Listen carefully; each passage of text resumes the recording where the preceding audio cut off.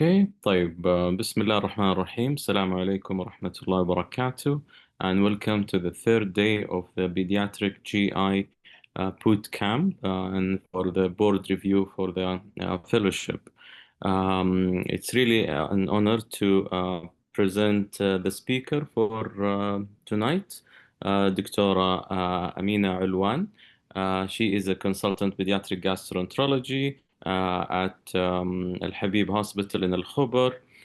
She's going to present a very important part of the GI tract. It's very common. You'll have a lot of MCQs in this, which is the small intestine.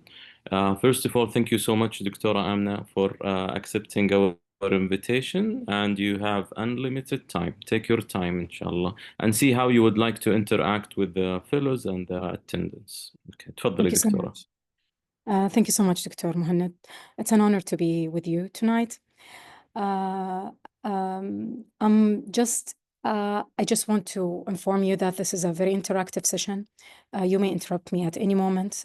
Small bowel is huge, and I tried my best to be practical as much as possible. I will go through a lot of theory because I believe that small bowel itself and diarrhea precisely is very hard to memorize, very hard to keep in mind, even in practical points.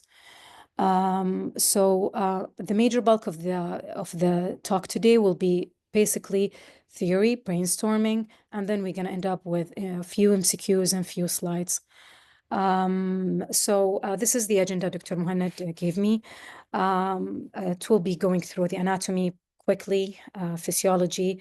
Then I'll go through mainly diagrams, going through acute and chronic diarrhea, celiac disease, and macronutrients and electrolyte deficiencies, as well as congenital enteropathies and immune-modulated enteropathies. أنا ما راح أكون مركزة على طريقة الهيئة للأسئلة قد ما بكون مركزة على البيسكس اللي might help you gather up intestinal diseases and areas altogether. As a colleague who's a few steps ahead of you, it's very hard to study, and it's very hard to gather up your information. It's very hard to just put a solid ground on how to study and how to memorize and how to organize yourself. And I believe that we all need guidance. So this talk today will be just a brief, humble guidance. I believe that whenever you study, you have to have your own agendas. So we have to always have a solid forever background, which is the boring theory that we have to go through. Without it, trust me, you will not build your own approach. You will not be practicing whatever you studied. And then we have to be exam oriented. And that's what we were chatting about earlier with Dr. Mohanad, that you have to know how your mentors are thinking, and you try to focus on that way of thinking, because that would help you pass your exam. And studying for the exams is a completely different story. And then you have to have the day-by-day practice, which is implementing both whatever you have studied for theory, for exams, and whatever you have read through guidelines or through scientific backgrounds. So we'll shift gears into brainstorming theory. We all know that the small bowel starts with a tube. This tube is completely non-obliterated, that is solid, that will go obliterated by time. Then this tube will go and reach up to the fetal duct, and then it will make the small bowel that will protrude through the abdomen into the amniotic sac, and then it will rotate backward into the stomach. Into the tummy, the infant's tummy, of course. So at 4 weeks, the first primitive gut is formed, which is a blunt tube. And then this blunt tube is made, of course, of endoderm, mesoderm, and ectoderm. The endoderm will make the epithelium, which is the major absorptive media for all the nutrients, starting from the esophagus into the rectum. And then the splanchnic mesoderm will give rise to the molecular connective tissue and all other layers of the intestine. Now, at 7 weeks of age, this blunt tube will start to be a real tube, looking like a tube and will start to empty from inside, making a real tube. Then by 9 weeks, the villi will start to develop. By 12 to 14 weeks, approximately, primitive crypts will be formed. By 13 weeks, there will be complete development of both circular and longitudinal muscles. And then by 16 weeks, muscularis mucosa will be formed. And by 20 weeks, approaching to the third trimester, the presence of well-developed villi and crypts, along with lamina propria and specialized connective tissue. Knowing all of these spore informations is very critical, because a duodenal atresia will be manifesting themselves at 8 to 10 weeks of gestation by failure of recannulization of that tube, as I mentioned earlier. And then Meckel's diverticulum will manifest itself by 10 to 12 weeks because of persistence of fetal line duct at the midgut. And then omphalocele will manifest itself by 5 to 7 weeks because of persistence of fetal line duct at the hind duct. And then gastrocasis will happen at 6 to 8 weeks, at 6 to 10 weeks, because of premature closure of the abdominal wall. And then Hirschsprung disease manifests itself as early as 8 weeks because of failure of a neural crest cell migration. And then anorectal malformation will happen approximately at the same time, around 8 weeks, because of failure of a neural crest cell migration at the adromal site. Now, the bowel wall length varies from 3 to 10 meters, and it's an average of 6.5 meters. The small intestine is divided into duodenum, jejunum, and ileum, and the diameter of the small bowel would decrease as we move from proximal to distal region. The major supply of the small bowel is the superior mesenteric artery, and the venous drainage is through the portal circulation via the superior mesenteric vein.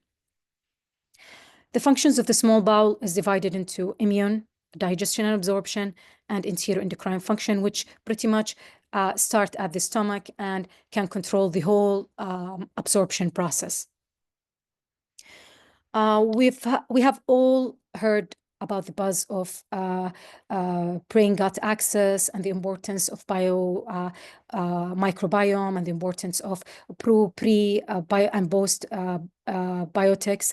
The major media where all of this happen is as the small bowel, because the major interaction between the innate and adaptive immunity will happen at the small bowel, and it will take place at two peculiar levels: at the mucus area, which is the mucus layer that is covering the epithelium from the sides, at the site of the villi, and then by the Peyer's patches, which contains the T and the B cells that will contain and control most of the inflammatory processes. Now, the digestion and absorption is a whole chapter in itself, but again, it starts once the chyme gets out from the stomach into the duodenum, and the bile will, as well as the pancreatic enzymes, will enter through the sphincter of Oddi, and then the process of digestion of carbohydrates, proteins, lipids, and the absorption of macronutrients substrate, including simple sugars, amino acids, and fatty acids, as well as electrolytes, will take place through the jejunum, and to a lesser extent through the duodenum and ileum. The endocrine function can be explained by this table that I believe most of you have gone through reading through the Naspican Philo book. It's very busy but very important, because we can see how many hormones are being excreted, and at what parts of the small bowel they get activated and they start working, and what nutrients they will be working on degrading and leading to the process of absorption. And any defects at any of these hormones, either at the location where they get excreted or at the site where they get activated, will affect the absorption process by one way or the other. Now we'll go to the microscopic anatomy of the small bowel. We know that the small bowel is made by mucosa, submucosa, and then the serosa. The major bulk that we focus on when we talk about pathology, especially practically, is the mucosa, because we got the villi, which are the elongated parts, we got the cribs, which are the deep parts, and then we got the submucosa, where we have selective types of cells that has to be there, and the presence of other types of cells will definitely lead to a pathological process. Like when we talk about autoimmune enteropathies or celiac disease, and the presence of lymphocytes aggregates will lead to a diagnosis. So when we think about the histopathology and we apply it to a practical level, especially when looking to a simple hematoxin and eosinophil, what we have to know about is that we're looking only at the mucosal part, except if we're looking at a deeper pathology, for example, in eosinophilic enteritis, or for example, in Hirschsprung disease that got major involvement, or neuromotility. But in the major bulk, we will be talking about mucosa and submucosa only, where we'll be looking at the villi, where there are the elongated parts, and the crypts, and the microvilli presence, and the absence of lymphocytic eosinophilic infiltrates, which is either blue for lymphocytic or bright pink for eosinophilic infiltrates. That will be either in the epithelium or in the submucosa. Now, we know that, again, that the epithelium is the major bulk that we should be aware of. It is divided into villus and crypts. So this is the absorptive unit. The villus is the elongated part, which is made of columnar epithelium, that is the absorptive cells. And then we got the crypts, which is the progenitor cells that will make future villi. Now, we know that the villi and the crypts architecture is pretty much present throughout the GI system, especially from the esophagus into the colon, but it will adapt itself dependence on the function that it is meant to be. For example, we will start to see the villi developing in its formal way with the tip of the villus and the base of the crypts starting from the duodenum. And we know that the major absorptive capacity is in the duodenum, so the crypts will be more in depth in the duodenum, while in the ileum, which is the break, making the minimal absorption and making the break between the small intestine and large intestine, the crypts will be more more deep as compared to the length of the villi, and the presence of Peyer's patchy, of course, which will be more predominant. And as we go to the colon, of course, we will not need any villi, we'll need more crypts, and we will need goblet cells just to lubricate and help with the function of the colon, which is mainly absorption of water and minimal electrolytes. Now, when we talk about now I'll start talking about pathologies. We finish the basic touch-ups of theory that is related to disease, of course. When we talk about pathology, we'll start with diarrhea.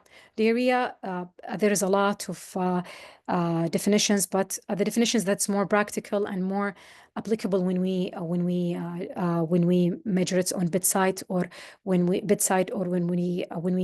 go on clinical rounds, is the volume that is measured by 10 ml per kg per day for infants and toddlers, or more than 200 ml per day in older children, for, of course, more than 14 days. Now, the form of acute, chronic, or persistent diarrhea depends on the duration. And again, there's a debate. Some theory books and literature papers would state that acute diarrhea is less than 2 weeks, while chronic diarrhea is more than 2 weeks. Some literature suggested that acute diarrhea is less than 2 weeks, and persistent diarrhea is between 2 to 4 weeks, and chronic diarrhea is more than 4 weeks. And I think this is more practical because when we talk about acute gastroenteritis, especially in infants, and resultant lactase deficiency, this takes probably 2 to 4 weeks. So you wouldn't name it chronic diarrhea, and you wouldn't do a workup unless you give the patient some time for the recovery and the adequate growth of the villi and the adequate production of, for example, lactase enzyme, is in case of secondary lactase deficiency. Now, for acute diarrhea in infants, I like to think approach-wise. So you'll see a lot of pictures, a lot of algorithms, because maybe this is the way I'm thinking, or maybe from my point of view, it helps you always be on track whenever you hear a consultation or you see a patient or during OSCEs or during even reading a question, you would know how to think through, knowing the age of your patients, the consistency of the stool, the texture of the stool, and this will help you go with the fast thinking path. So I believe most of you knows this algorithm. I extrapolated from CODES, which is Congenital Diarrheas and Enteropathies Guideline, but I couldn't find a much better algorithm, honestly, and I'm referring to it every once in a while whenever I'm struggling with an acute diarrhea in an infant. So in this diagram, the first thing we think of is the red flags in history and antenatal history, of course. And then we will divide the patients per age into early onset, like neonatal, within the first few weeks, or later, like later infancy, like after 2 months or so forth. When we think of it as an early infancy, it's probably one of 3, either congenital enteropathies. And when we go through congenital enteropathies, it's got its own algorithm, which we will go through later on. And based on that algorithm, stool usually will be divided into watery, fatty, and bloody. And from there, we will go into the differential diagnosis.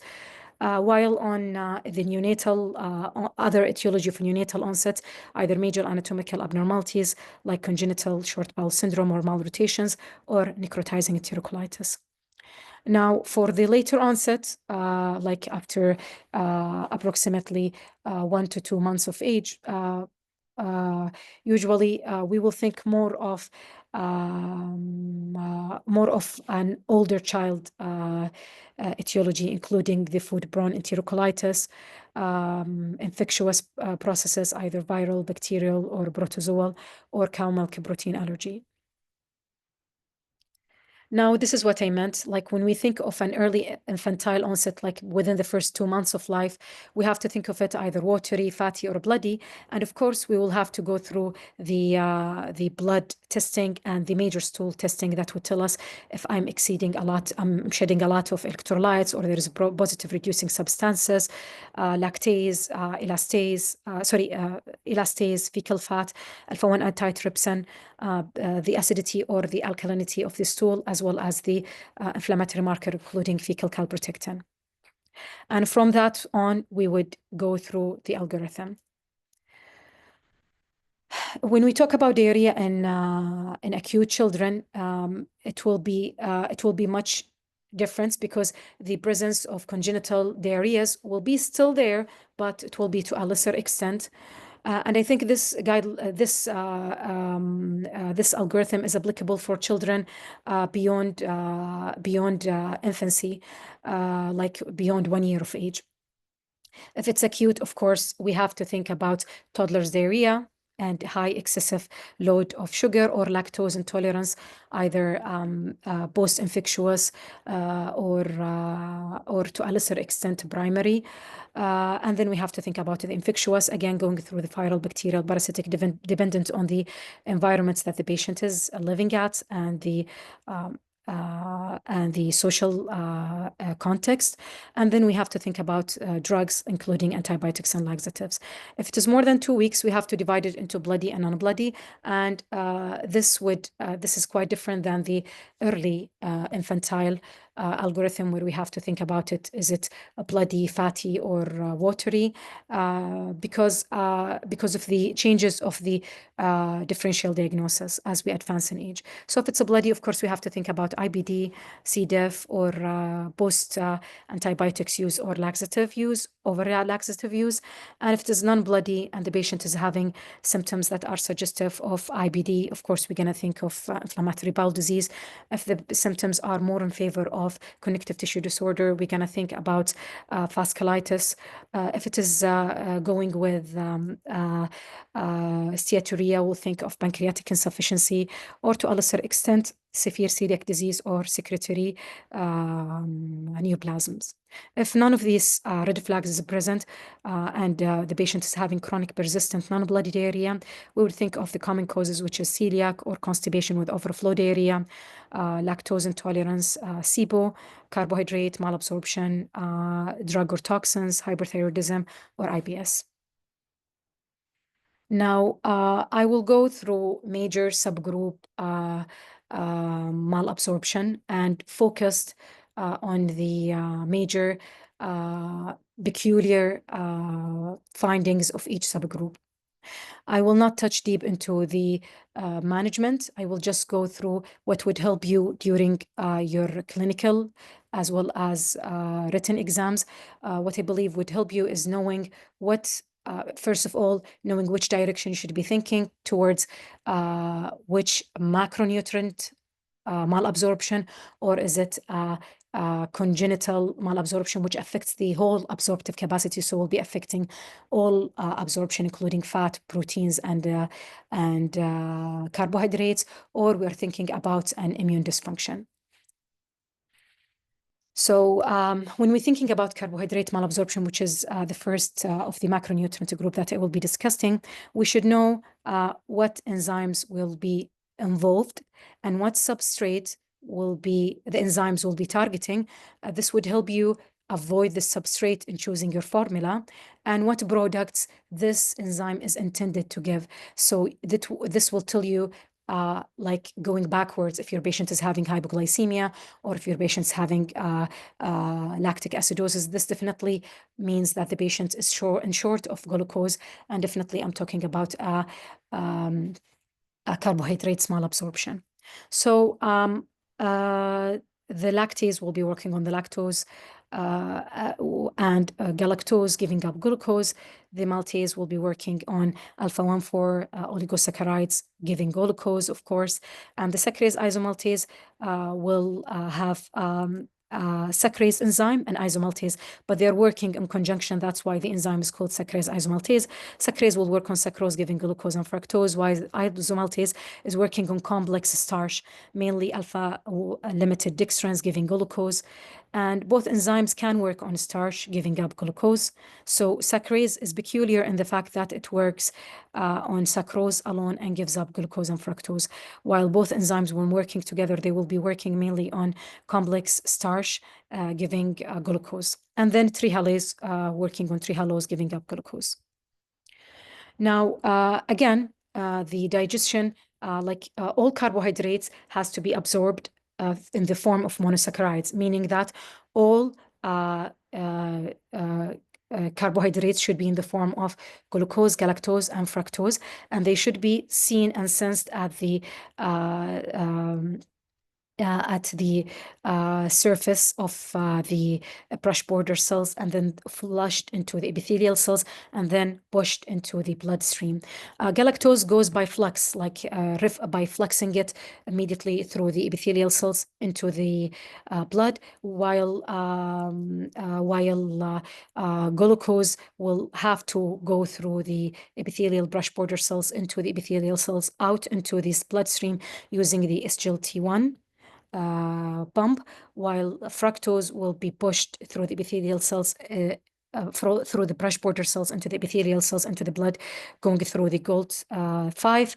And then again, both will be going out from the epithelial cells into the bloodstream using glucose, so using GOLT2. So the SGLT1 is peculiar for pushing glucose into the epithelial cells, while GOLT5 is peculiar for fructose, pushing it through the epithelial cells into epithelial brush border into the epithelial cells, while both glucose and fructose will be pushed outside the epithelial cells into the blood using the GLUT2 channel. Now, how to detect carbohydrate malabsorption? Usually, we have multiple ways of detecting them. There are hard ways, sophisticated ways that are not available on all centers, but I believe it is a common MCQ question. That's why I go through it. And there are some simple testing methods that I will go through in the few next slides. So usually the breath test is a simple test where you have to think of a substrate based upon your history, examination, and suspicion. The substrate has to be either fructose, sugar, glucose, or lactose. And this one, like one of these substrate, is the substrate that you think that your patient cannot absorb. What you will do usually, the basis of this test is that we will attach either, let's say we're looking for lactose malabsorption. The material that the patients will ingest is basically lactose attached to hydrogen. It can be attached to methane, CO, but we will focus to hydrogen because hydrogen breath test is the commonest. But there is also methane breath test, CO breath test, carbon monoxide, carbon dioxide, nitric oxide, and so forth. So what happens usually is that the hydrogen is attached to lactose because I'm looking for lactose malabsorption. The patient will be taking it. I'll be waiting for a while for the digestion to happen. I know that in the jejunum, the major absorption of lactose will be there. But in order to absorb lactose, I have to have adequate lactase enzyme to discoordinate hydrogen from the lactose, because I will not give the patient a pure lactose. It will be like milk, but the lactose on it will be attached to the hydrogen. So whenever I reach the jejunum, I have lactase enzyme there, an adequate amount. It will digest for example, the milk, the yogurt, whatever, and it will give me lactose, and the hydrogen will be diffusing through the epithelial cells into the blood, and then it will be exhaled into the lungs. Now, what if I don't have enough lactase enzyme? The lactose that is attached to the hydrogen will reach into the colon, where there will be the microbiome that will digest it by fermentation, and then it will give the hydrogen that will be expelled into the lung in higher amounts, in higher quantities. Now, the difference between the expulsion of hydrogen in the jejunum and the colon is that it will be expelled and incorporated without going to the lungs as hydrogen, radio-labeled hydrogen. But if it's reached the colon, it will be expelled as, it will be fermented as a radio-labeled hydrogen, and then it will be diffused to the lung, exhaled by the lungs, and then we will measure it. We will measure the difference between the baseline hydrogen breath test and the hydrogen breath test after the ingestion of the labeled meal with lactose and hydrogen. Now, if it is exhaled if it is exhaled in huge amounts, that is 20 parts per million above baseline as compared to the baseline, this goes in favor of carbohydrate malabsorption. In the example that I gave you, it will be in favor of lactose malabsorption and lactase deficiencies. For the preparation of the hydrogen breath test, the patient has to be fasting for 4 to 6 hours. They should be on a low fiber diet to avoid because we know that the fiber will feed the bacteria. It works as a prebiotics, and the bacteria will be nourished, and it will have a lot of bacteria. And if there is rapid transit time, I will be having a false positive test. Of course, if the patients, when we deal with adolescents, no smoking and no antibiotics used for the past 4 weeks, again, for favoring the idea of not to get low bacteria in the gut, and hence false negative test. And then no extraneous exercise, not to affect the exhalation of hydrogen through air. Now, false positive are known, again, because I talk through the preparation. You will know by common sense that false positive are there whenever I have SIBO because of increased increased bacteria in the gut, microbiome in the gut, or because of rapid transit, or because of bowel preparation. Because when we go for bowel preparation, some of the laxatives, again, work as prebiotics. And they will nourish the microbiome at the gut. False negative will happen if we have recurrent use of antibiotics, if there is lung disorder that will affect the exhalation of the hydrogen, and if we have a microbiome that is non-hydrogen producer, that is, will not ferment the lactose and will give us hydrogen. Now, for the other easy test is the stool pH. Whenever we have acidity, that goes in favor of carbohydrate malabsorption, and this is unique for carbohydrate malabsorption. If we have a positive stool for reducing substances, this goes for carbohydrate malabsorption, and high lactic acid as well as high stool output because it's an osmotic diarrhea. There is a way also to test for it if you are limited in resources, which is a 2 to 4 weeks trial of elimination, then monitoring for sign and symptoms control. If they resolve, we will do reintroduction. If the symptoms recur, that's mean we're dealing with a carbohydrate malabsorption. And the last, if we're dealing with for example, saccharase isomaltase or congenital lactase deficiency, genetic testing can help, but they're not helping whenever you're having secondary, for example, lactase deficiency. So it has to be applicable within the context. The more sophisticated way of diagnosing carbohydrate malabsorption is enzyme activity at the jejunal brush border cells. This test is mainly done at research centers where they will insert a patient's a nasogastric or tube or OG tube, a specialized, of course, a tube, not a regular tube, with multiple bores. The tube will be having a bore at the stomach and a bore at the duodenum and a bore at the rest of the GI tract, and then they will stimulate the stomach by giving it a food media that contain carbohydrates, and then once the chyme gets out of the stomach into the duodenum, there will be an excretion of enzymes. They will measure the enzymes by suctioning these enzymes, and then at the jejunum again they will suction and they will check what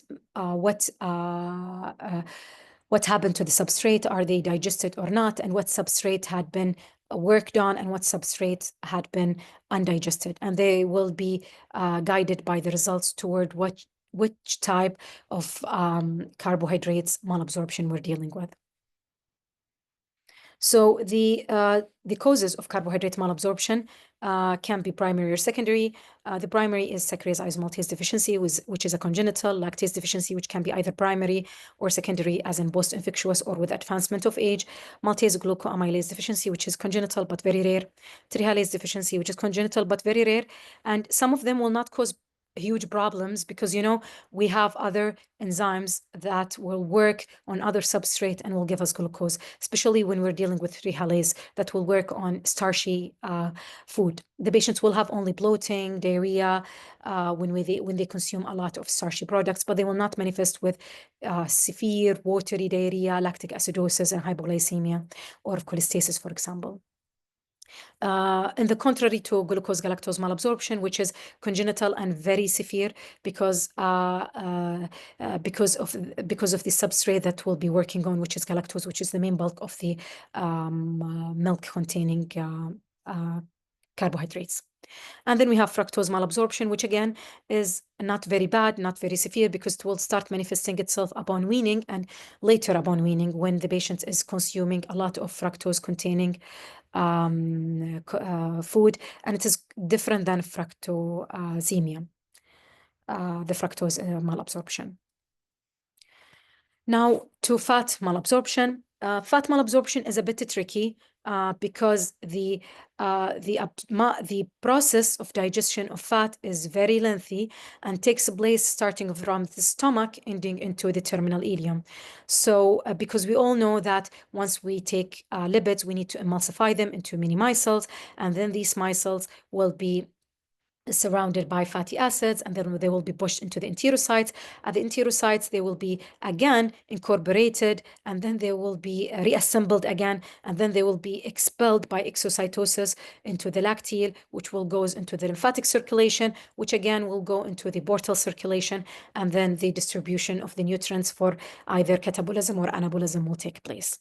So that's why fat malabsorption is very hard to master, because it goes through multiple processes and it can be affected by other malabsorption. It can be affected by fat malabsorption, it can be affected, by a protein malabsorption, it can be affected by carbs malabsorption because it goes through multiple steps. And it can be affected even with enterocytes problems. For example, when we're dealing with microvillus inclusion disease or tufting enteropathy, because I need these micelles to be dissolved and then diffused through the brush border cells and the trilaminar layer into the enterocytes. So again, we'll go through the digestion, which has a luminal phase starting from the stomach, going to the intestine, and then the anterior hepatic circulation, and then the transport of the digestion product, which happen at the level of the trilaminar lipid layer at the level of the epithelium, and then fat assimilation inside the enterocyte, and then exit from the enterocyte, and then absorption into the lymphatic circulation. Now, how to test for fat malabsorption? By fecal fat, the most difficult qualitative 72 hours test, which I don't think applicable. I've never seen it on a practical, neither on the MCQs even. Nobody would mention a lot about it. Then we have the qualitative fecal test, which is a spot test. And then we have the fecal elastase, which will be of paramount amount if we're dealing with exocrine pancreatic insufficiency.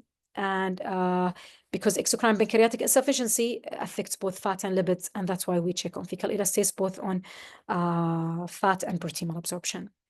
And then we have the blood test, which we check for the ADIC vitamins, the CBC, looking for any thrombocytopenia or anemia, and then on peripheral smear, looking for any abnormalities like schistocytes or abnormalities on the WBC cells. Then looking at the PT, which is dependent on the fat-soluble vitamin, especially vitamin K, then serum carotene, because it is a reflection of vitamin A and will be affected by the fat malabsorption. And then we have the secretin stimulation test. It's pretty much similar to the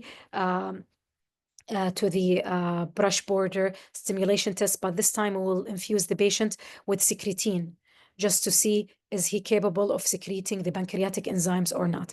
So it is pretty much similar to the brush border, jejunal brush border testing, but this is tailored for the fat malabsorption. Then we have the D-xylose absorption test. Xylose is a carbohydrate, so maybe it's a bit confusing why we're using it in fat malabsorption. We're using D-xylose malabsorption just to check, am I dealing with an epithelial problem? Because as you remember, when I told you that when we go for fat malabsorption, after assimilation of the fat droplets, I need a trilaminar layer at the level of the epithelial cells in order to go for appropriate absorption. If I have a problem with the epithelial cells, for example, for example, myop 5, like tufting enteropathy or microphyllis inclusion disease, I will not be capable of absorbing the micelles because I have a problem in the epithelial cells itself, not in the laminar lipid layer. So the D-xylose test is a sugar, right? But this sugar doesn't need carbohydrates, typical way of degradation by the enzymes. It can be absorbed like by diffusion without the need for degradation and, for example, a GLUT channel in order to push it. So what will happen, we will give the patients xylose containing material or liquids, and then after that I will wait for a while for the appropriate time for the test to take, for example, for the absorption, and then I will check for the D-xylose at the blood and at the urine. Now, the presence of D-xylose at the blood and the urine, that means it had successfully diffused through the epithelial surface layer. That means I'm not dealing with an epithelial cell problem. While if it did not, meaning that I found that D-xylose is low in blood and urine, that means the D-xylose is stuck at the lumen of the small intestine and it's not diffused into the epithelial layer, and I'm having a global epithelial problem that is manifesting at fat malabsorption. It's more of a theory. I never seen it on real practical life.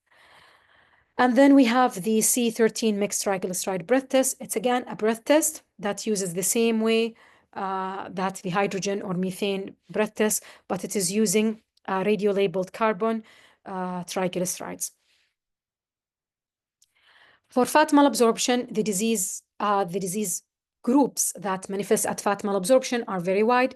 It might be primary or even secondary bile acids malabsorption after ileal resection.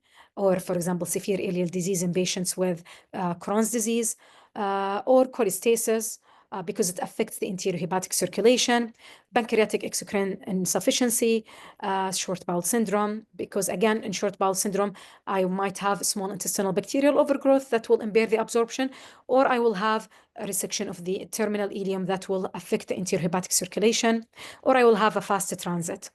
Impaired triglyceride synthesis, chylomicron formation and excretion, which is respectively abetalipoproteinemia or Anderson disease, and the abnormal obstruction of the intestinal lymphatics, like lymphangiectasia. And here is where the overlap between fat malabsorption and protein malabsorption. So if I'm having a lymphangiectasia, I will have both fat malabsorption and protein malabsorption. Why? Because I will be doing all these steps, but I will be stuck at this area. The lacteal will pick up the chylomicrons, but it will not be capable of delivering it into the enterohepatic circulation and the diffusion into the bloodstream again. Now, again, the fat malabsorption on each step, I will have a disease process. So, for example, for emulsification, I might be having hyperacidity, and the acidity will affect the enzyme activation, and hence it will result in fat malabsorption. If I'm dealing with hydrolysis, I might be having pancreatic insufficiency, cystic fibrosis, or isolated lipase or co-lipase deficiency, or Schwarzman-Diamond syndrome, Johnson-Bilzart syndrome, or Pearson syndrome, where they have pancreatic insufficiency, and hence it will affect not only the elastases and the proteases, it will affect also the lipases and co-lipases. So again, this is where both are affected, the fat and protein malabsorption. Then we have the solubilization phase, where it might affect mainly the liver.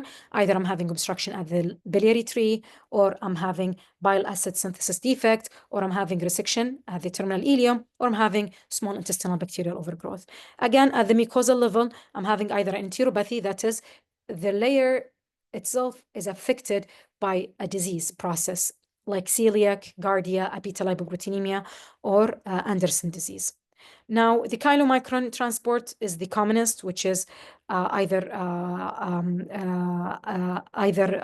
all causes of lymphangiectasia, including congenital, like Henheim syndrome, or Kebel-Trani syndrome, or central, as in Ghrelin receptor problems within the hypothalamus pituitary axis, or protein-losing enteropathy after a Fontan, or post-small bowel treatment, as in patients taking chemos or radios. Now, when it comes to proteins are a bit confusing because of the overlap with lipids, but it's a less confusion because of the enzymes that are involved in it. We all know that most of the enzymes are given up by the pancreas, including the enteropeptidase, trypsin, chymotrypsin, elastase, enteropeptidases, carboxypeptidases, and carboxypeptide is A and B.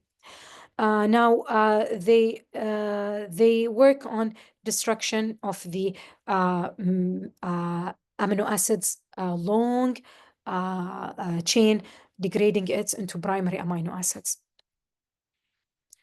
Now, protein digestion again starts in the stomach, where the gastric acid start to denature the proteins and stimulate, and by the adequate amount of chyme containing chloride, once entering the duodenum, alkalinization will be started, and then the enzymes, because of the alkalized media, will start to be activated.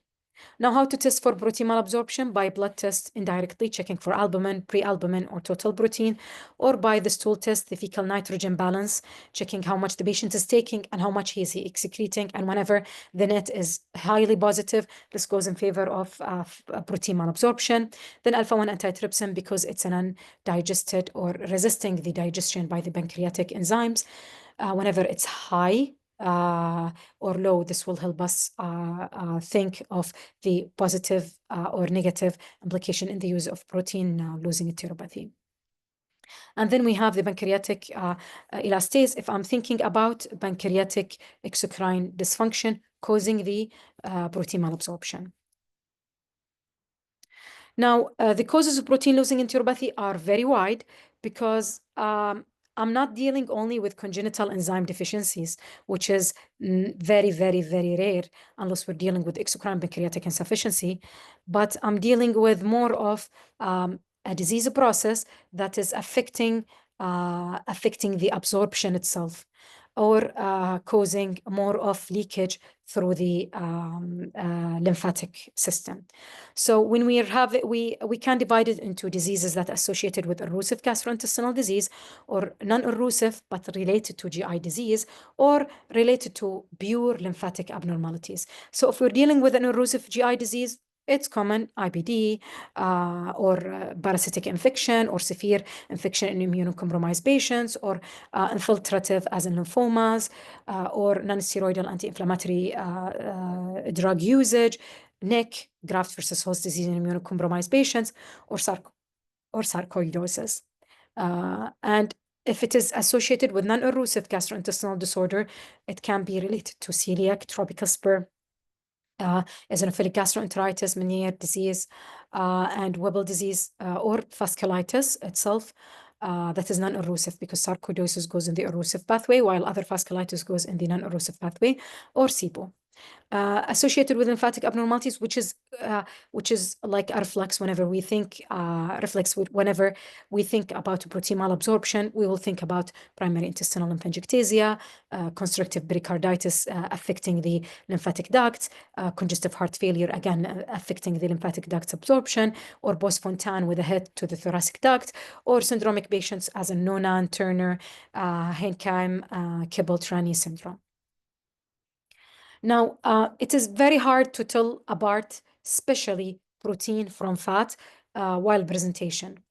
But there are some hints that can guide you through history. Basically, patients with carbohydrate malabsorption rarely have malnutrition, if it is correct to say, because they will have osmotic watery diarrhea with abdominal distension, flatulence, but they still can absorb protein and fat, along with an acidic pH in the stool. While in protein, it's very tricky to diagnose because patients will have hypoproteinemia, hypoalbuminemia, so their weight will be sometimes compensated for, but unless they reach, for example, a stage of anasarca, where it will be obvious that there is fluid retention.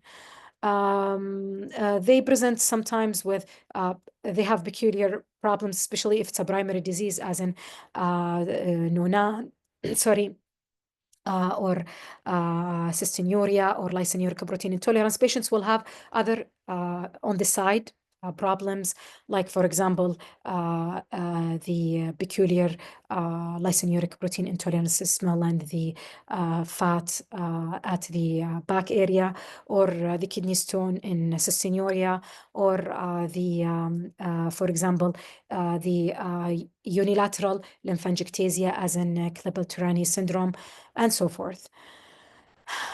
In fact, if it is isolated, for example, in exocrine pancreatic insufficiency, it's easy to spot because of the steatorrhea, the Bale stool. If it is a part of, for example, bile malabsorption, the cholestatic picture would guide you, and plus the adic vitamin disruption, as well as the abnormal lipid profile.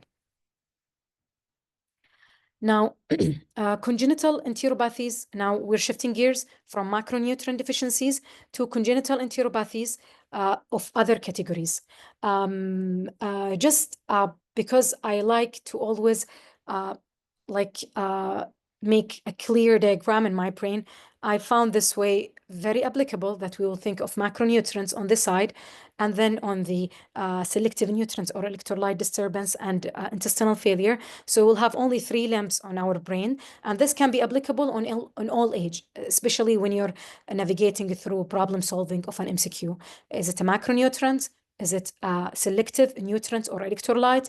Is it an intestinal failure? So a diarrhea in the context of an intestinal failure. So we will go through the disorder of selective nutrients electrolyte assembly quickly. Sorry. And then the disorder of intestinal failure, either disorder of immune development or function, including the immune deficiency or immune overstimulation, as in IBIX, for example, or disorder of enterocytoskeletal brush border, as in tufting enteropathy and microphillus inclusion disease, or disorders of enteroendocrine, as in TTC7, and other similar entities.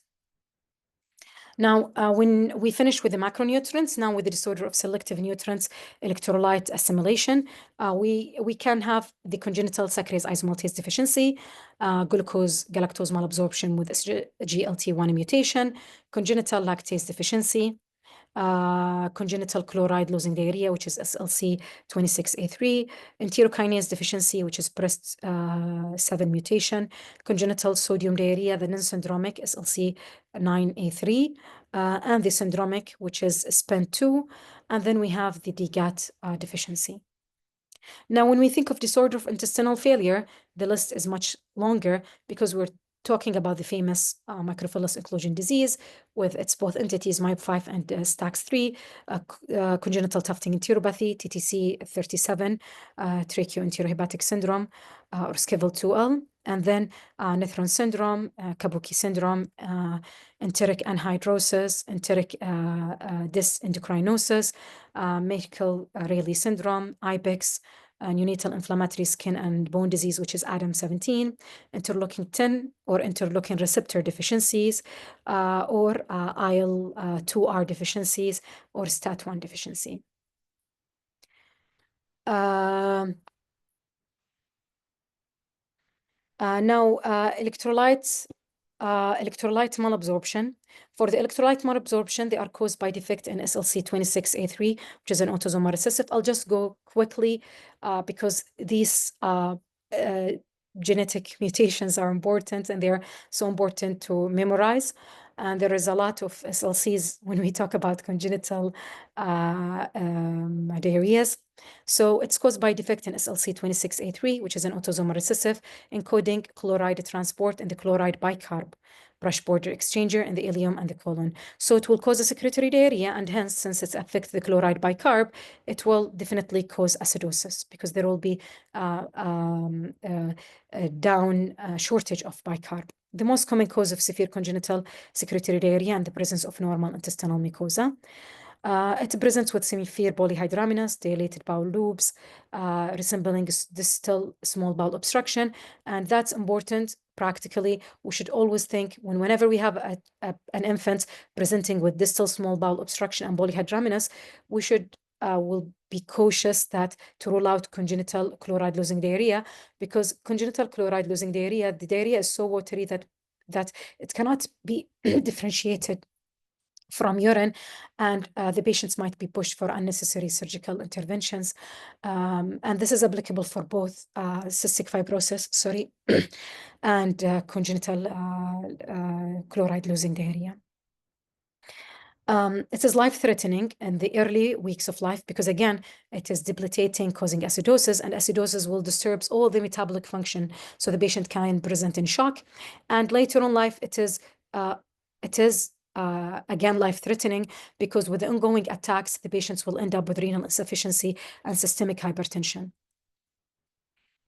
Now, the peculiar about fecal electrolyte abnormalities, as the fecal chloride is more than 150 millimole per liter, exceeding the sodium plus potassium added together. When we compare the stool chloride to the stool potassium and chloride, and it will be definitely less than the stool bicarb. The serum electrolyte abnormalities usually hypochloremia, metabolic, alkalosis, I mentioned acidosis, hyponatremia, and hypokalemia. Sorry, my mistake. The bicarb will be predominantly within the epithelial cells, and that's why it will not be excreted in the stool, leading to metabolic alkalosis. The opposite is in sodium losing diarrhea.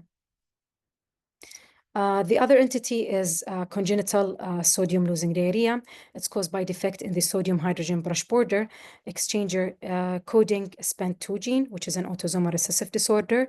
This is exceedingly rare disorder presenting with secretory diarrhea with similar characteristic of congenital chloride losing diarrhea in the sense of polyhydramnios, but the stool will be highly alkaline, high volume secretory diarrhea because of the high concentration of sodium.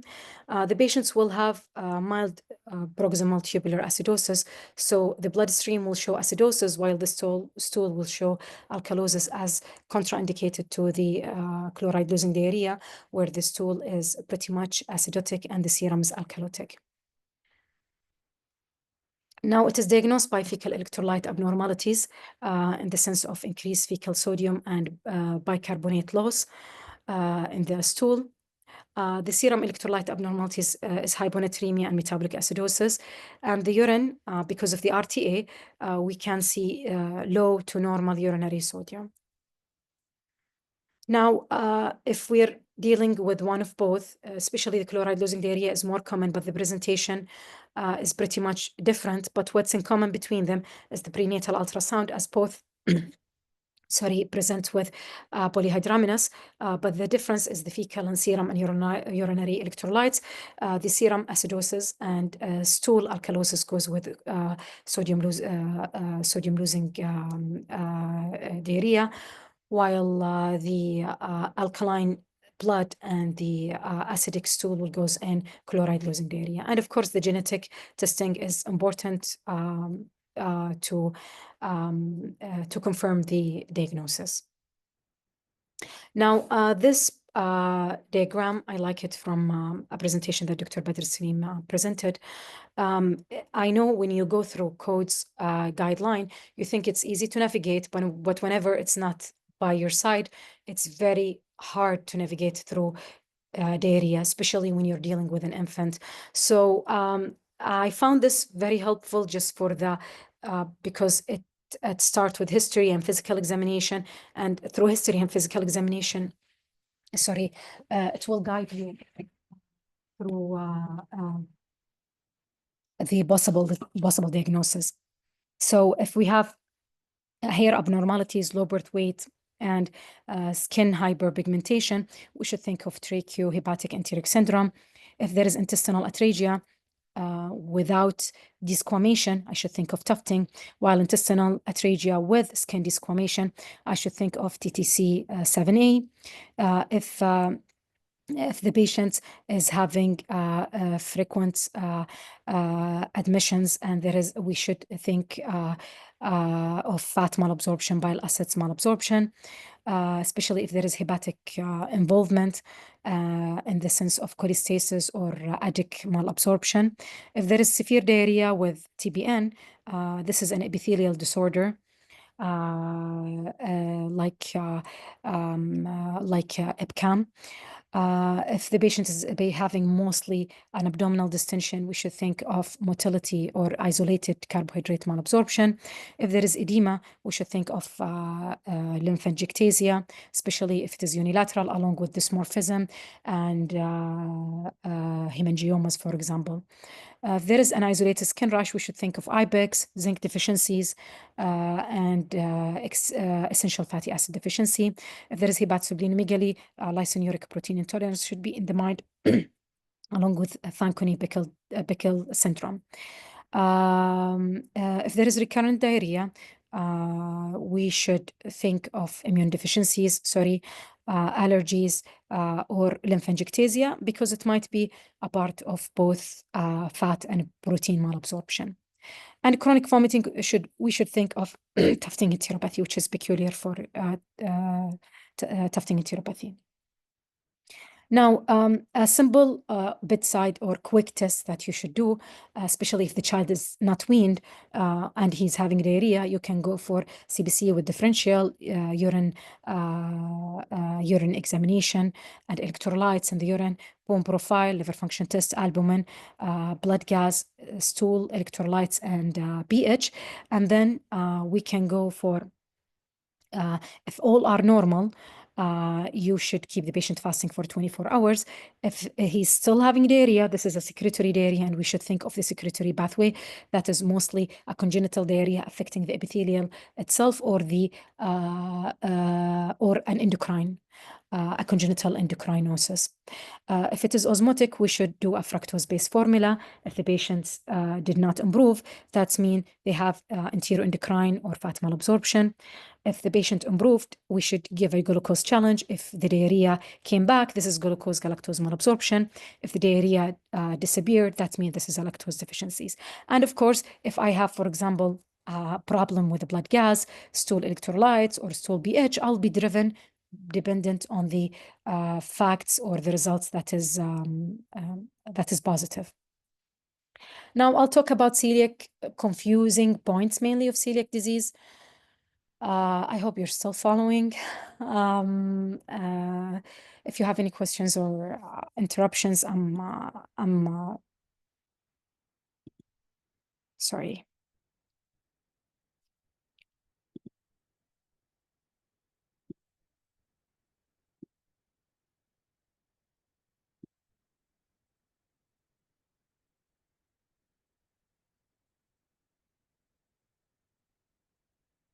اوكي. مبين الشاشة صح؟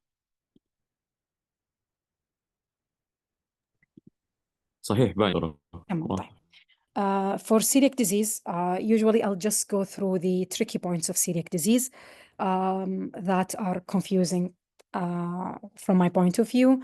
So to diagnose celiac disease, we have to go through different approaches. The practical, applicable approach is the history examination, serology. We don't do HALA testing unless we're in the middle of a dilemma and we cannot go for example, an endoscopy, or we did an endoscopy and the endoscopy is not conclusive while the lab tests are pretty much high. And we go by the histopathology. So history, examination, serology, and histopathology are the mainstay practical way of diagnosing celiac disease, but like taking none of them is considered sufficient alone as a reliable diagnostic tool. Now we have in 2020 the SPIGN guideline postulated the theory of no biopsy approach, especially when you have a high anti-TTG IgA more than 10 times the upper limit of normal, and another blood sample showing positive anti-endomysial antibody. But there are specific restrictions to this guideline or to this no biopsy approach on its own. So children with positive IgA class antibodies against anti-transglutaminase 2 but have low titer, they're not included in this approach, and they should go for an endoscopy and histopathology review just to avoid false positive diagnosis. And again, HLA testing is not very sensitive, and we cannot use it for screening, and we cannot use it for diagnosis even, because, and it is again, it is a non-obligatory criteria in the serology-based diagnosis without biopsy. Now, in children with a positive TTG IgA below 10-fold the upper limit of normal, we have to take at least 4 biopsies from the distal duodenum and 1 biopsy from the duodenal cap, just to make sure that all biopsies are sufficient and the number of villi is sufficient. And usually, sometimes when we take a biopsy, it will be tangential, so it will not take a complete villi. So it will be difficult to interpret. So usually we take 4 and 2, but especially if the patient is having low 4 from distal and 2 from the proximal. But if the patient is having below 10, the upper limit of normal, we should emphasize on the idea of not just taking 2 and 2. We should emphasize on the guideline and follow the guideline precisely, just to avoid misleading histopathology results because of the orientation of the villi when the histopathology technicians usually prepare the slides. Now, discordant results between TGA, IgA, and histopathology may require reevaluation of the biopsy. That's what I just explained ahead of reading this line.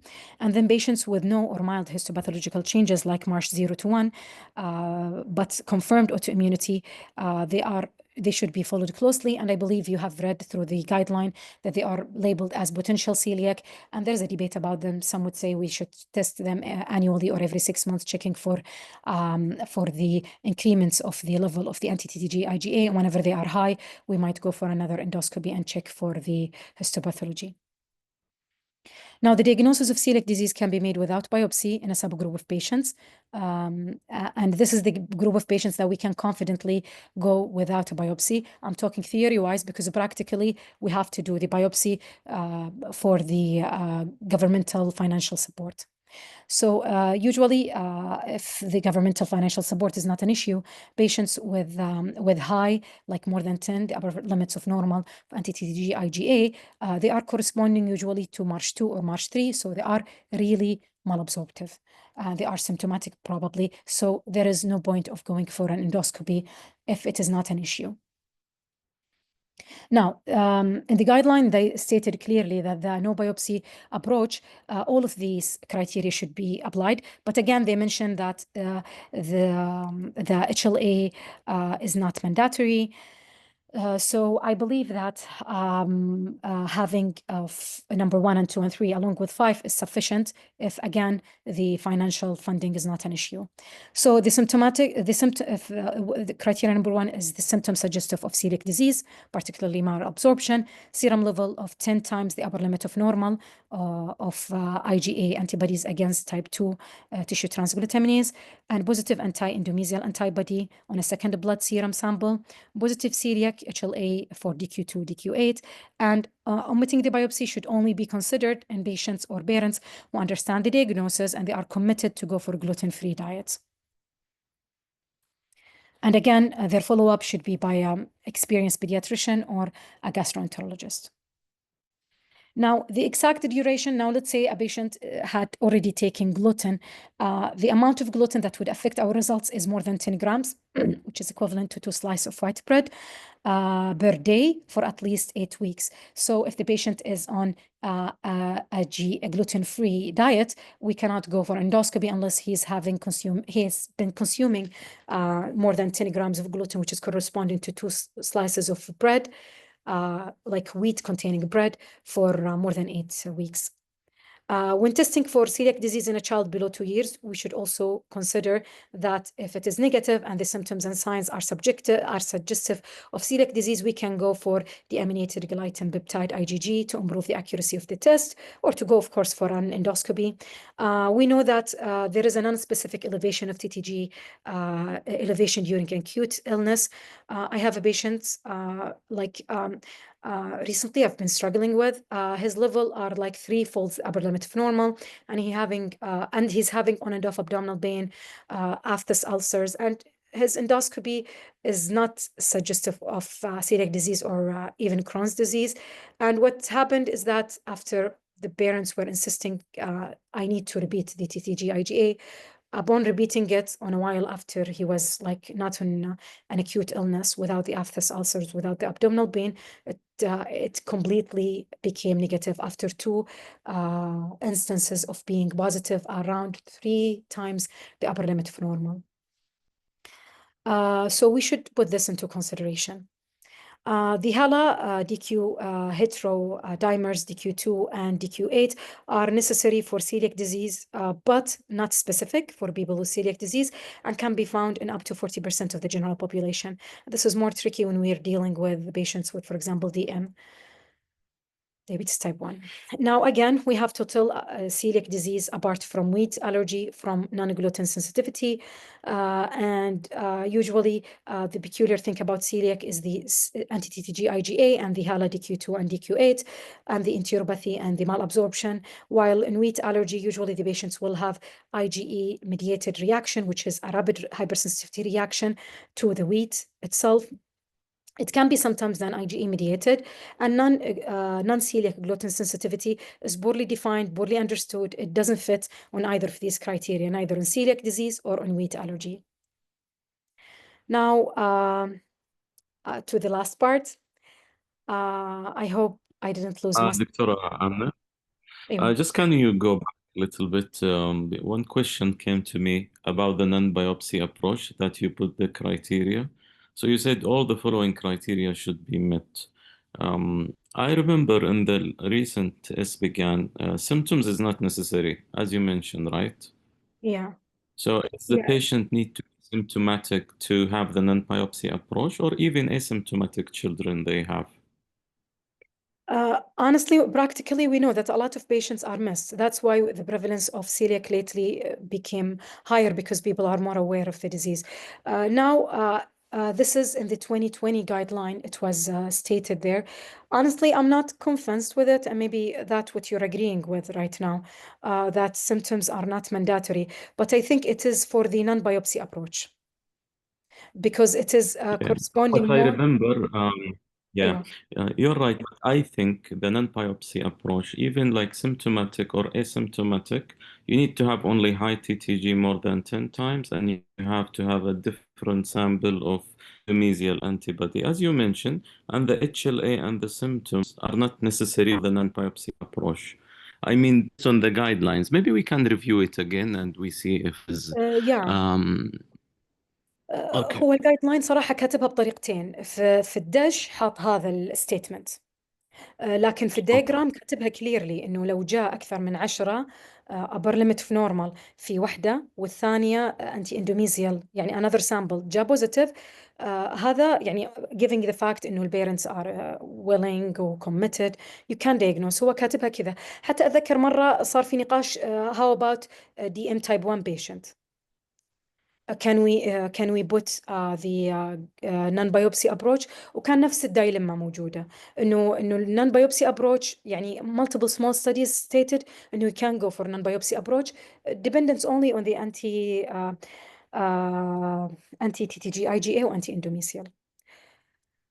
فأنا صراحة it is like أنا ما أعرف أنا فهمتهم صح أو they are stating it different way in different يعني different ways، أو عشان الألغوريثم كتبوها بطريقة وعشان الدش كتبوها بطريقة ثانية يعني. فاتس صراحة ما هو مرة 100% clear to me honestly. Sure. طيب. Fine, we can. I think إنه يعني it is almost the same, but we can review it in just term of the guides. أنا ما بأخرك دكتورة، تفضل. لا عادي، ما عندي مشكلة، أنا ما عندي شيء يعني I'm free. هو إذا حاب أنا الجايد لاين أتذكر فاتحته، إذا حاب الحين ما عندي مشكلة، ولا إيش رأيك؟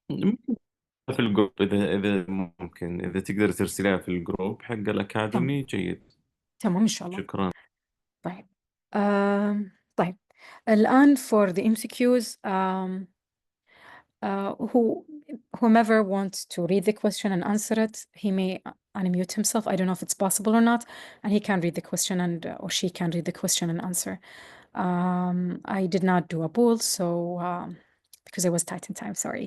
So who can start with the first question؟ طبعا الكويستشن أنا كلها كتبتها theory based again، عشان مو الفكرة إنه أحد يجاوب صح أو يجاوب خطأ، قد ما تكون الفكرة إنه point learned from a question، theory point learned from a question.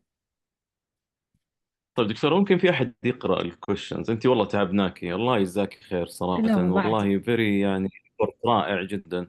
فممكن أي أحد كان بي volunteer ويقرأ هذا و they can chatting. Okay, so I will read the question. 2-year-old boy seen in the clinic for a follow-up. He has intestinal failure owing to a history of neck in infancy. He depends on TBN for most of his caloric need, and there is a shortage for trace element product for the last several months. On examination, the child appears active but pale, has a central catheter and gastrostomy tube. Abdomen is distended but soft, with healed surgical scar and no palpable masses or organomegaly. These are the results. And the white cell count looks normal, hemoglobin is low, MCV 70, platelet is a little bit low. Now, what is the finding is most likely due to a deficiency of... Yeah, تفضلي دكتورة if you would like to continue. طيب. You're correct. Most of you are correct. معظمكم أصلا جاوبتوا B. So the answer is copper. So copper deficiency can cause microcytic anemia. The shortages of medication and nutritional support products can have substantial impact, particularly for children who require TPN. طيب السؤال اللي بعده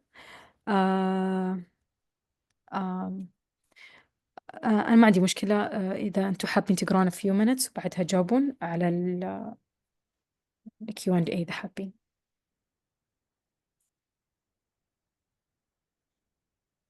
So now we're on question number 2.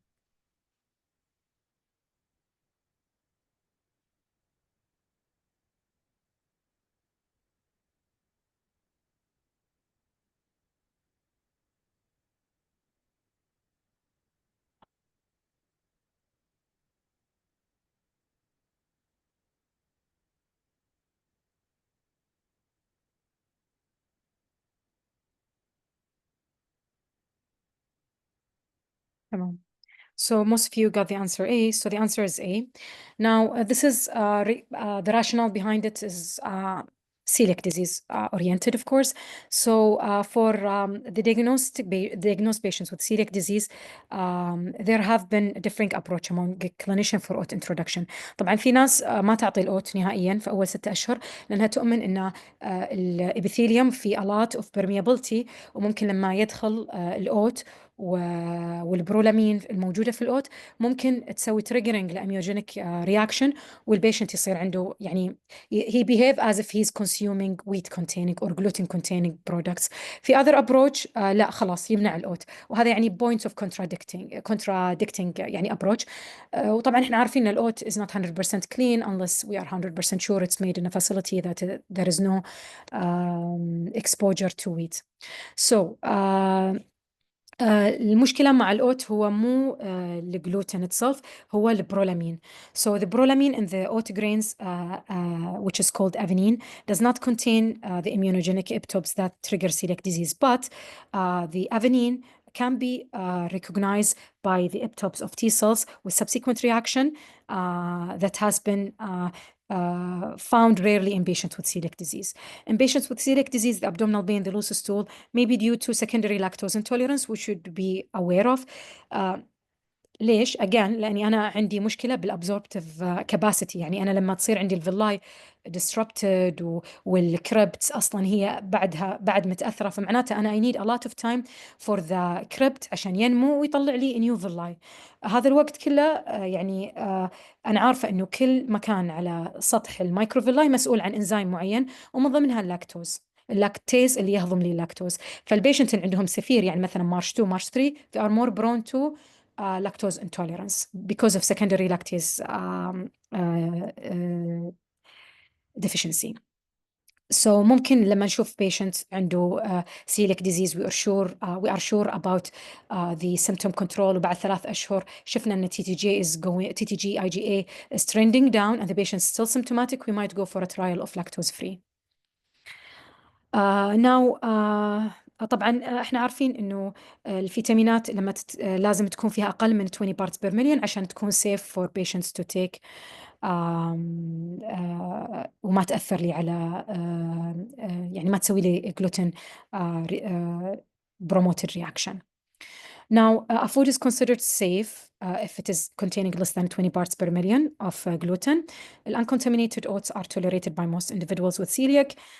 Oat may need to be eliminated in some patients زي ما قلنا عشان الأفينين بروتين can be triggering للإبتوبس of the T cells. وبعدين عارفين إنه الجلايدنز والجلوتينز make up gluten while the prolamine هو water soluble protein in the rye, barley and wheat that cause an abnormal immune-mediated mucosal inflammation of the small intestine. Ingestion of greater than 10 milligrams per day of gluten may cause symptoms and mucosal damage. طبعا احنا نعرف انه there is in the pipe الجلوتينيز اللي هو المفروض انه يكسر لي الجلوتين ويمنع الرياكشن ونعرف البوليمر اللي ممكن بعد الدايجستشن يشبك لي مع الجلوتين وسكوستر in the stool and the immune therapy all in the pipe till now يعني but important to know. طيب السؤال اللي بعده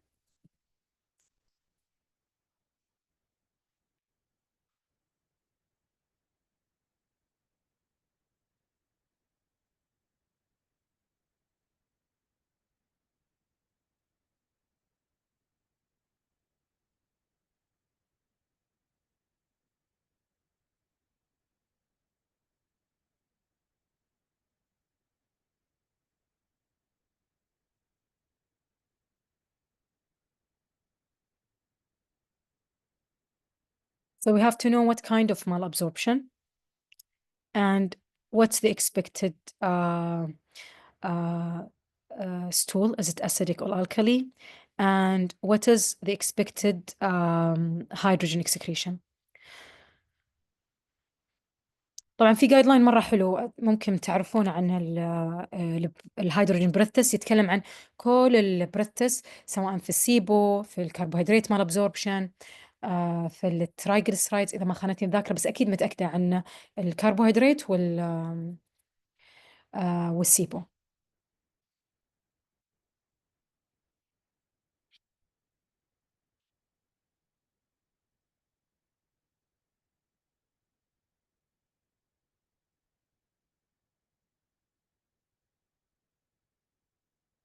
تمام. So it's B. The fecal pH is acidic. The breath hydrogen test will increase above baseline by 20 parts per million. Now, we're dealing with congenital saccharase isomaltase deficiency, which is a rare autosomal recessive disease, the symptoms of which do not manifest until the affected individuals راح يبدون ياخذون سكروز in their diet. يعني راح ياخذون basically نشويات مضاف لها سكر مضاف يعني. Although the standard for the diagnosis of congenital saccharase isomaltase deficiency is obtained by duodenal biopsy, وبعدها duodenal biopsy نشوف disaccharидase activity. This is very invasive again limited to research centers. Saccharose breath test with a hydrogen testing is well validated means of making the diagnosis of saccharose malabsorption in children. Now, when these patients ingest 1 to 2 gram per kg of oral saccharose load, the changes in the breath hydrogen compared to baseline is greater than 20 parts per million between 90 to 100 minutes of ingestion. هو طبعا احنا راح نسويه على 90 دقيقة، ولو ما ارتفع واجد نعيده بعد 180 minutes. In saccharose tolerant patient, the change in breath test exceeding baseline is less than 10 parts per million. لأنه again الهيدروجين يعني راح يصير diffused وراح يطلع عن طريق اللنجز، لكن راح تكون كمية الهيدروجين قليلة جدا مقارنة بالهيدروجين اللي راح يطلع لما يصير fermentation باي ذا مايكروبيوت الموجوده في الكولون.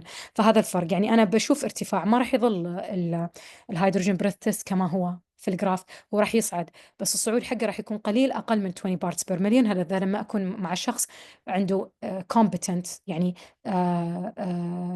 ساكريز ايزومالتيز competent. اما لما يكون ساكريز ايزومالتيز deficient راح يكون ارتفاع الهيدروجين more than 20 parts per million. طبعا الفولس نيجاتيف نفس ما تكلمنا في البدايات، انه لما يكون عندي نون هيدروجين بروديوسر، هذا موجود بنسبه 2 الى 20% في المجتمع وفي الناس اللي عندهم جاستروباريسس. ليش؟ لانه بظل الماتيريال اللي احنا اعطيناها تظل تطول في المعده، ما راح تطلع بعد 120 دقيقه، راح تطول، او 180 سوري دقيقه، راح تطول اكثر، فهذا بيعطيني فولس نيجاتيف. Now, saccharosidase is an USA FDA-approved medication in the treatment of congenital saccharase isomaltase deficiency. نفس اللاكتيز drops الموجودة في الماركت. And it can be used for congenital saccharase isomaltase deficiency to ingest saccharose when the patient ingests saccharose. طيب السؤال اللي بعده.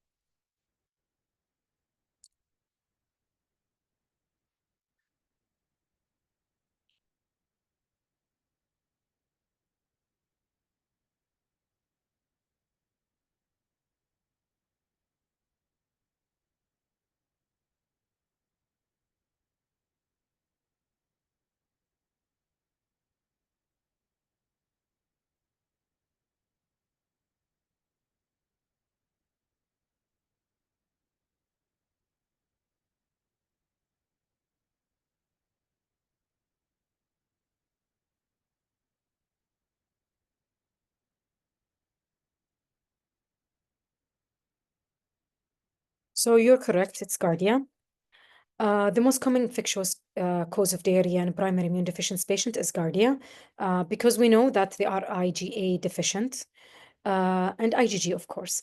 Now, why we think of why IgG was striking in the question, because it's characteristic of common variable immunodeficiencies. So common variable immunodeficiency is characterized by low IgG level and a paucity of plasma cells on biopsy. Respiratory infections are the second most common infections in patients with this presentation, because the first is GI manifestation in the form of recurrent diarrheas and persistent giardiasis. Giardia is the most commonly treated by metronidazole, tinidazole, or nitazoxanide, but the patients with primary immune deficiencies may require several courses of antimicrobials to clear the infection. So يعني هذا clue نفس الشيء حتى لما نصير we are dealing with very early onset IBD and the patient are persistently having giardia, we should always check for immunoglobulin levels, and if they are deficient in IgA, we should consult an immunologist, of course, and consider a common variable immunodeficiency. طيب السؤال اللي بعده.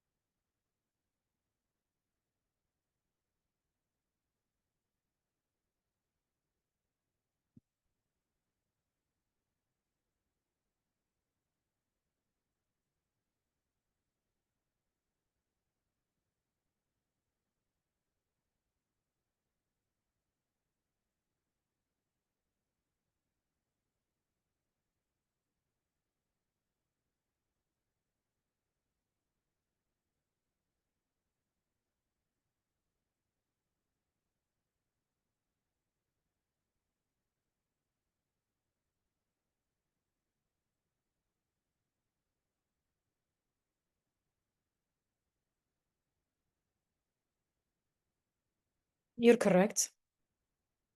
Sorry. So hydrogen breath test. Carbohydrate intolerance can present with a wide range of symptoms, including abdominal pain, bloating, flatulence, and diarrhea. Hydrogen breath test can be performed with various carbohydrate substrate and can be used if there is a suspicion of carbohydrate malabsorption or small bowel bacterial overgrowth. The next question.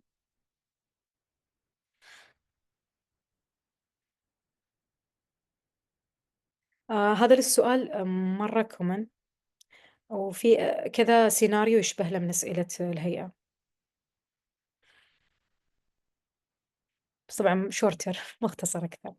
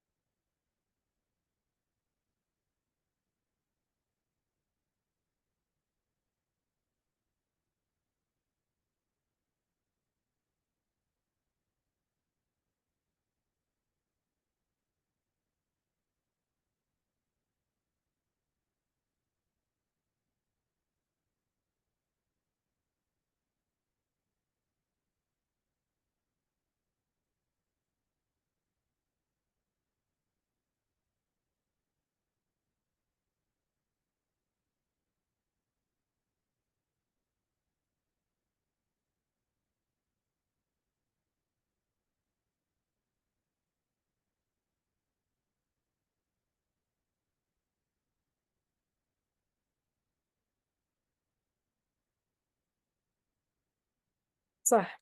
لا مو صح. It is corticosteroids. ليش؟ corticosteroids I will explain to you shortly عشان primary disease. أنا لما أصير عندي بروتين لوسينج انتيروباثي the mainstay of therapy إني أول شيء أعرف إذا في primary disease. I don't يعني treat directly، والكلو هنا كان long term solution. سؤال الهيئة كان دائما يتكلم عن الدايت، فلو عن الدايت أو البرايمري ثينج أو ما كان بنفس الصورة اللي جاء فيها السؤال، هنا كاتبين long term solution. For long term solution should be targeting the primary disease itself. The primary disease itself here is a connective tissue disorder. so steroids is a mainstay therapy. وأساسا حتى لما يكون عندي انتيروباثي بس مو عارفة يعني السبب حقه, steroid is one of the mainstay therapies. So alpha-1 antitrypsin is resistant to digestion and degradation, and therefore a sensitive marker of intestinal protein loss. لما يكون مرتفع معناته I did not absorb my protein well, and that means I'm having a protein losing enteropathy. protein losing لما يكون normal معناته I'm absorbing protein well. Now, protein losing enteropathy is the result of either intestinal inflammation, as in SLE, Crohn's, eosinophilic gastroenteritis, and celiac. طبعا هذا another way of thinking. Previous way of thinking هي لما أتكلم عن GI with erosion, GI without erosion, أو lymphatic system related. هذا another way of thinking. اللي هو intestinal inflammation, as in connective tissue disorder generally, or increased permeability, as in hereditary early onset protein losing enteropathy associated with CD55 اللي هو Chapel syndrome, و increased lymphatic load مثلا Bose-Fontan أو isolated intestinal lymphangiectasia. Now, the treatment should be directed to the underlying pathology, which is the best strategy for correcting protein loss and malabsorption. طبعا adolescent عنده اللي بالسيناريو كان عنده SLE, has evidence of protein losing enteropathy with the classic symptoms of diarrhea and edema, supported by laboratory findings of hypoalbuminemia and elevated random stool alpha-1 antitrypsin. In the case of SLE, treatment with corticosteroids to correct the inflammation enteritis, لأن هو اللي سوالي مشكلة المال absorption. كان عندي inflammation والepithelium is affected, so I cannot absorb well, is the best option. Additional immune suppressive therapy to control the vasculitis and enteritis is also needed. Now, diet should be high in protein and MCT oil and low in LCT oil. ليش؟ لأنه ال MCT oil راح تصير لها diffusion على طول البلد, لكن ال LCT oil هذه محتاجة تروح على lymphatic system, وأنا عندي protein losing enteropathy, ف probably I have a problem with the lymphatic drainage itself. Octreotide decreases the splanchnic blood flow and may be beneficial, especially when we're dealing with systemic intestinal lymphangiectasia, and there is مثلا chylothorax, anasarca, and we couldn't control it by albumin, for example, and dietary control. طبعا الميكانيزم حقتها ما هي largely known, والside effects والdrawback حقتها طبعا should be considered. Now to the last easiest part. I know يعني عديت شوي الوقت فسوري. Now for the slides. الآن أنا محتاجة طبعا أحد عشان تصير يعني تصير discussion, وهم سهلين مرة السلايدز, فهو would volunteer. So this is a spot slide. يعني ما هي محتاجة ديارية, يعني ما نحتاج إن البيشنت عنده ديارية ولا more explanation. So مين يتطوع؟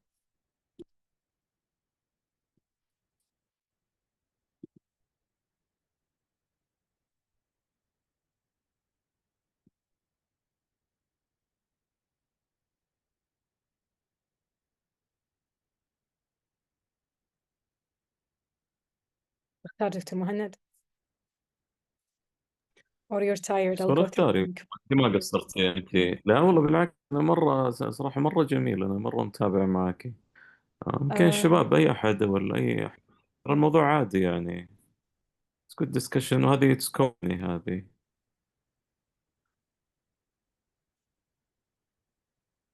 او اكتبوا في الشات، يعني اللي يعرف يكتب في الشات. او دكتورة مروة، تفضلي دكتورة مروة. السلام عليكم ورحمة الله. حياك الله. طيب الفيرست picture in the left side, I think blood peripheral blood smear showing تمام. acanthocytes, صح. and fundoscopy showing retinitis pigmentosa. صح. Small, this is I'm not sure about. طبعا احنا لما نجي نطالع السلايد نشوف عدة اشياء. اول شيء واحنا تركيزنا دائما يكون على الابيثيليوم نفس ما قلت في البداية. فانا في الابيثيليوم راح اشوف عدة اشياء. اول شيء هذا الخط الوردي، ما ادري اذا الكرسر يبين معكم او لا، هذه مايكروفيلاي. تمام. بعدها الدوائر الصغيرة هذه ابنورمال. ليش؟ لانه انا لما وريتكم الصورة اللي قبل كانت يعني هذه طبيعية، هذه طبيعية، بس هذول كلهم غير طبيعيات. هذه فات جلوبيول. تمام. فهذا ابنورمال صح. الشيء الثالث المفروض اطالعه في سلايد هنا كله طبيعي. هذا I don't have blue سيلز، يعني ما عندي ليمفوسايت كثير، ولا عندي ايزينوفيلز اللي تكون كأنها لون الفوشيا لما اتكلم عن الهيماتوكسل اند ايوسين. فانا هنا الفيلاي شكلها طبيعي، طبعا الكريبتس مي باينه. فالبروبلم هي الفاكيولز الموجوده في الابيثيليال سيلز. هذا goes with what؟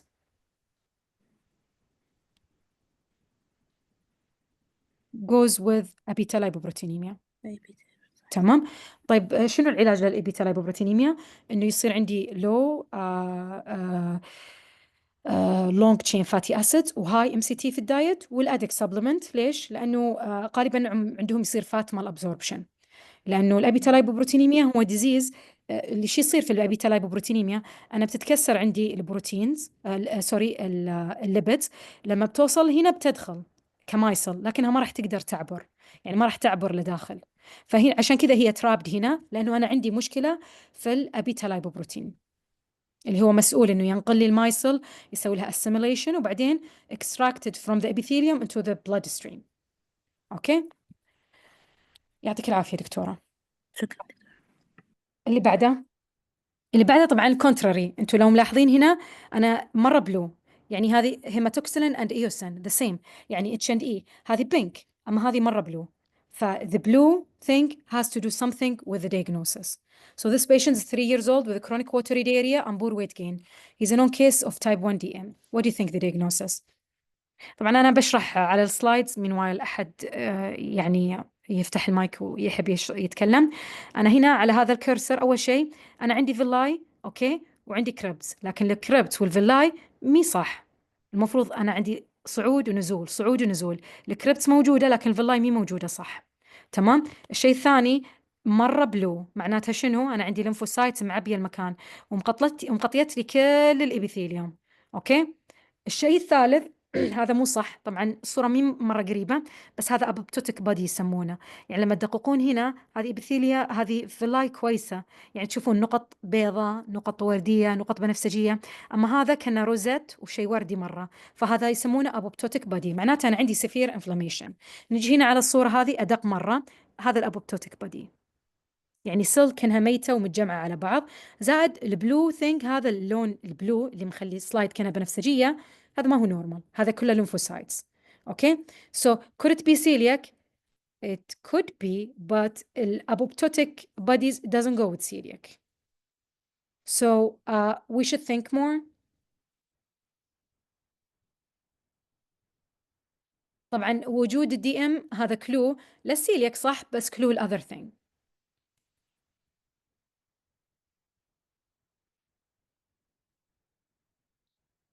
It is أيوة ممتاز. autoimmune enteropathy. So this is autoimmune enteropathy. هنا عندي فيلاس اتروفي والكريبت هايبر بلاستيك.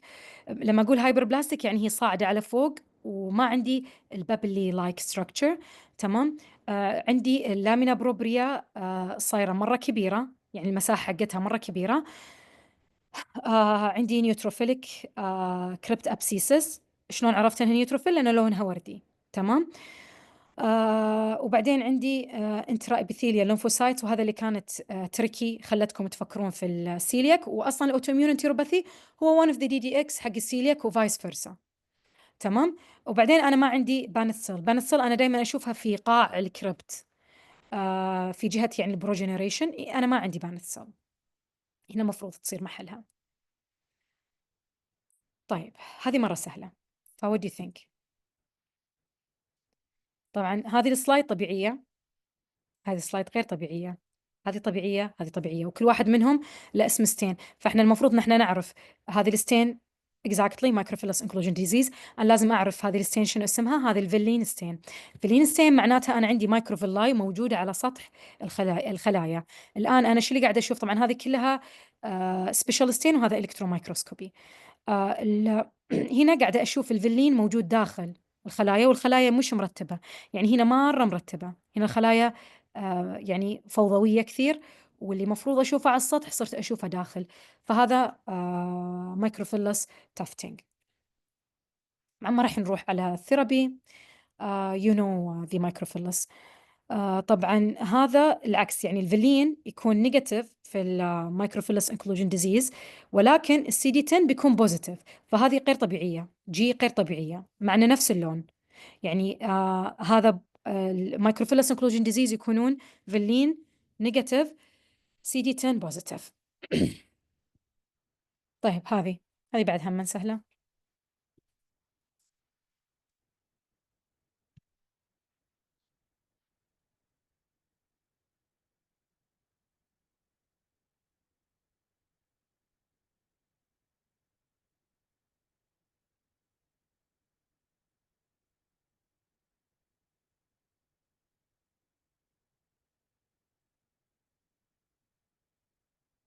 طبعا نفس الشيء، احنا قاعدين نشوف بس ميكوزا. الميكوزا هنا شوفوا قد ايش الفيلاي شكلها. تمام.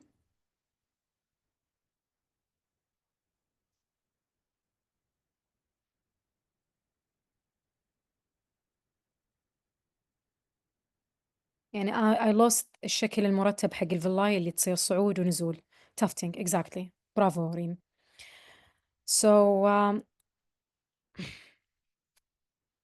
so الصورة الأولى هذا تافتنج انتيروباثي. شو البيكيولير فيها؟ أنا التفت يعني معناتها كأنه ثنيات، نفس ثنيات نهاية القماش يعني. فأنا هنا قاعدة أشوف ثنيات غير طبيعية، أنا المفروض ما أشوف هذا الشكل. يعني تشوفون أساسا حتى كذا نواة موجودة، أنا المفروض ما أشوف هذا الشكل وما أشوف نواة هنا على الطرف. هذا مكان فيلاي، المفروض ما أشوف فيه نواة. طيب هنا الإبيكامستين هذا شخص طبيعي، أوكي. فعلى طول أنا شفت التفتس ما موجودة التفتس، لكن في ففي الأفكتد بيرسون أول شيء أنا الفيلاي شكلها غير طبيعي لأنها كأنها محشورة على نفسها، يعني كأنها مثنية على نفسها. وفي نفس الوقت أنا ما قاعدة أشوف السيرفس إبيثيليوم. إحنا عارفين إنه الموست فيمس إبيثيليال مال أبزوربتيف ديزيزز هو التافتنج انتيروباثي والمايكروفيلس انكلوجن ديزيز. المشكلة فيهم تكون في الإبيثيليوم نفسه، يعني في سطح الفيلاي نفسه. فهنا شو الفرق ما بين هذه السلايد وهذه السلايد؟ السلايد هذه يعني شكل الفيلاي مرتب وفي صعود ونزول.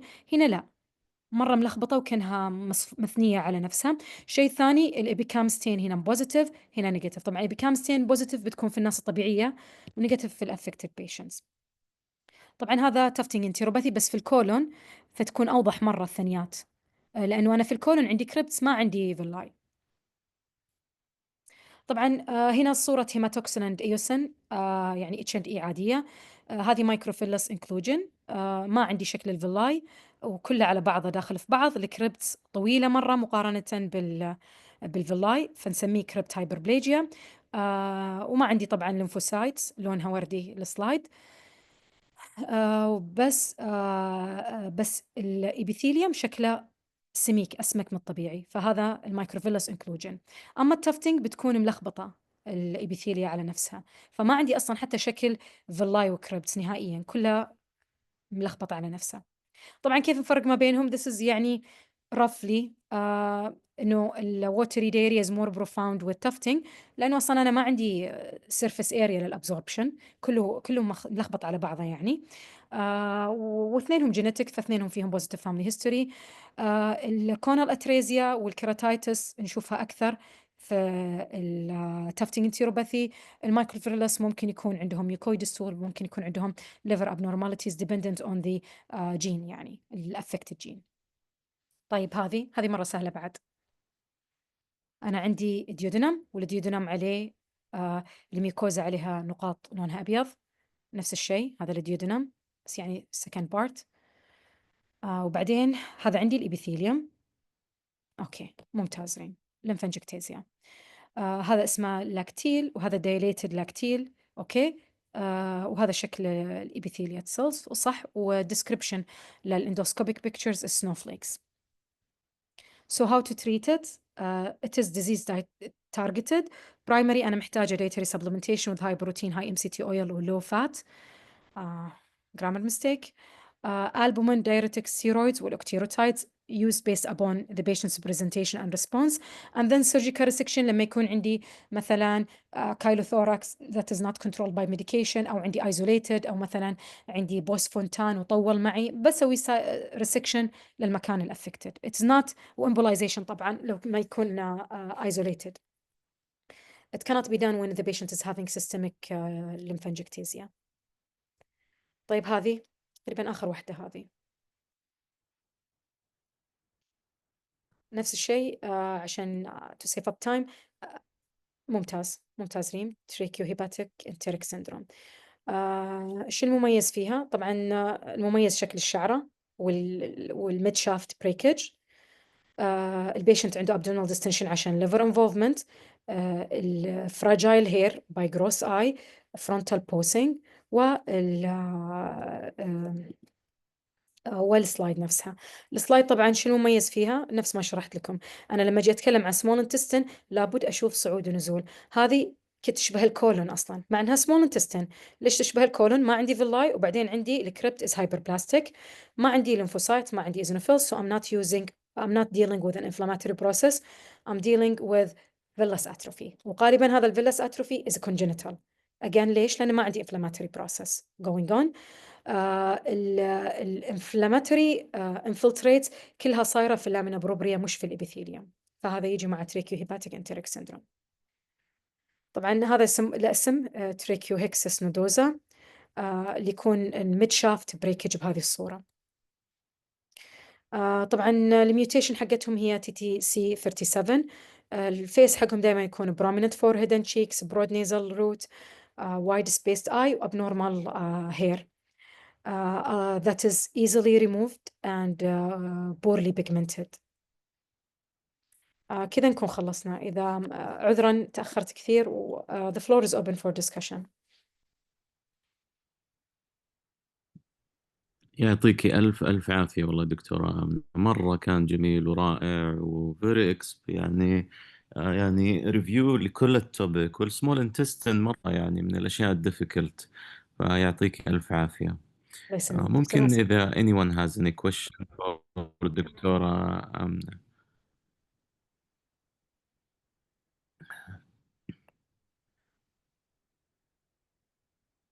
فيعطيكي ألف عافية والله دكتورة، مرة استفدنا وجزاك الله خير، وإن شاء الله يكتب في ميزان حسناتك، يعني مجهود يسلمك. مرة رائع، فشكرا لك دكتورة ويعطيكم ألف عافية للجميع، and we'll see you إن شاء الله tomorrow same time إن شاء الله. شكرا لك. الله يعطيكم العافية جميعا. سوري على الإطالة. تصبحون على خير.